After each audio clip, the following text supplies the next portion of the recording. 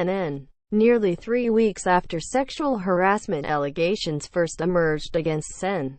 Al Franken, a wave of Democratic senators in coordination and following a flurry of text messages and phone calls, called for his resignation in rapid succession Wednesday morning.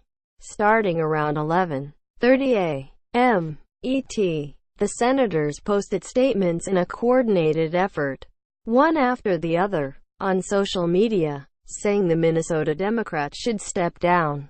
Some comments were elaborate, lengthy and loaded with a moral message. Others, like that of Sen. McCaskill of Missouri, were straight to the point. Within the next 90 minutes, 16 Democrats, 10 of them women, and 1 Republican senator, Susan Collins of Maine, had publicly urged their colleague to vacate his seat.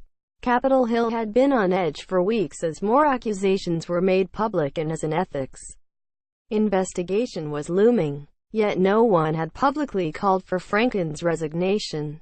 Meanwhile, giants in other industries like Hollywood and the news media were being fired or quickly taken down for similar allegations. In the U.S. House of Representatives, Democratic leaders were calling for 2 of their own, longtime Rep.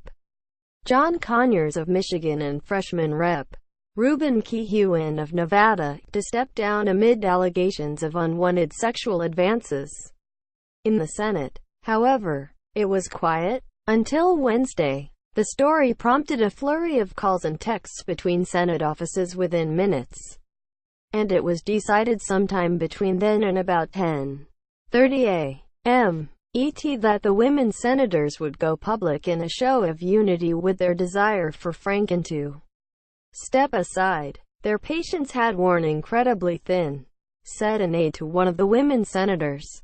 Soon after that, Franken was given a heads-up about what was coming. According to an aide to one of the women senators, they would time their statements so that the first one came from Sen. Kirsten Gillibrand of New York, who's been at the forefront of sexual harassment legislation in recent years. Her statement landed on Facebook at about 11:30 a.m. ET, roughly the same time she started an already scheduled news conference on sexual harassment in the workplace. She was accompanied by others, like Republican Sen. Lindsey Graham of South Carolina and former Fox News host Gretchen Carlson, who famously filed a lawsuit against her news organization for sexual harassment that was settled for $20 million.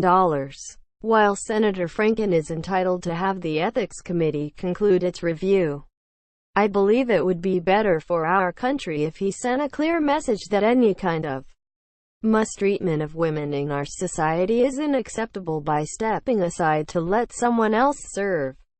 Gillibrand wrote in a 650-word statement. Her statement came a day after Gillibrand, who's frequently cited as a potential candidate for president in 2020, struggled publicly to answer direct questions about whether Franken should resign.